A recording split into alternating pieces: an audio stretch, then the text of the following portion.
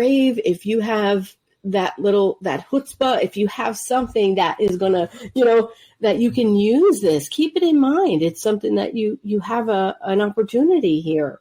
I agree 100%. And even on the other sense too, we have sometimes, I find especially it's easier for kids because they're more open. It's harder for adults, but we have some kids that they're so shy and they're unathletic and they don't even know how to do a front roll.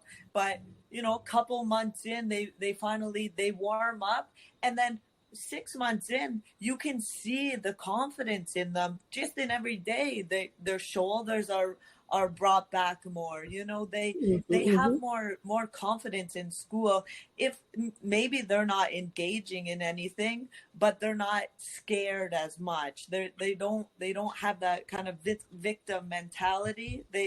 There's more confidence just knowing that they know how to defend themselves, say if push does come to shove, Yeah, that's so great to hear. That's so, because a lot of people and, kids foster homes or in different situations where their parents aren't there because they're working, or if their parents are, not there for other reasons, that's something to have as an option and be able to focus on something that's going to take that victim mentality away, because that could change your whole entire course of your life.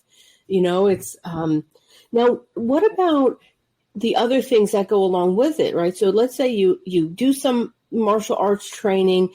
I'm curious about, at your level, what do you do in terms of like your diet and your cardio? Do you have a plan that you follow? Yeah, I'm like super, super strict with everything.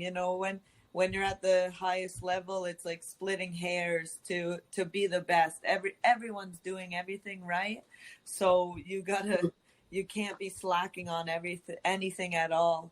But yeah, so for my nutrition, I do have a nutritionist that I can reference. I've worked with him for so long now that I have the knowledge on my own. Which is handy.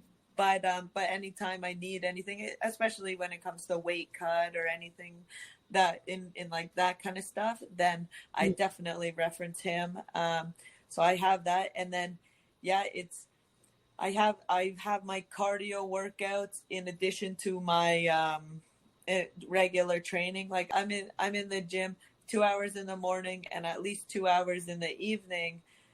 In addition to that, then I'll do like runs in the morning. Like those don't count my cardio sessions or my weight sessions. Those are my technical MMA sessions. So I got to make sure that I'm getting my runs in outside of that, and I'm getting my lifts in outside of that kind of stuff. It's you're ever trying to balance everything when it comes to it.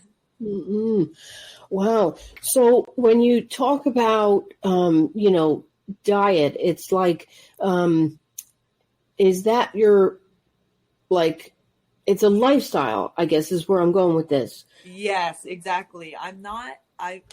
Whenever anyone thinks of diet, they think of salad or like, salad with chicken on it or something like boring like that. It's like, you can't eat like that every single day. One, you'll hate it. You won't enjoy food. I love food. I love cooking.